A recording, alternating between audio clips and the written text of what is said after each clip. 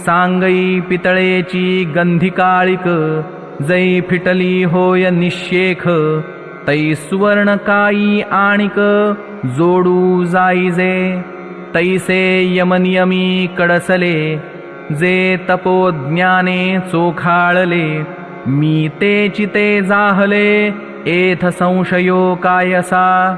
वास्तविक प्रत्येक जीव त्या परमात्म्याचाच अंश आहे, परंतु देहाला मी समजल्यामुळे व प्रकृतीद्वारा होणाऱ्या कर्मांचा कर्तेपणा स्वतःकडे घेतल्यामुळे तो जीवपणात अडकला आहे.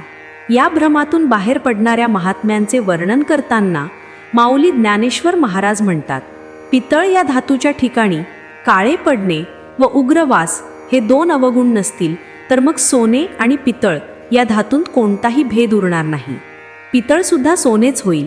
त्याचप्रमाणे यमनियम इत्यादी योग साधनांनी जे साधक परिपक्व झाले असून तप व ज्ञान साधनेने ज्यांना आत्मबोध झाला आहे ते आता ईश्वर स्वरूपच झाले आहेत, हे निस्संशय ओळखावे.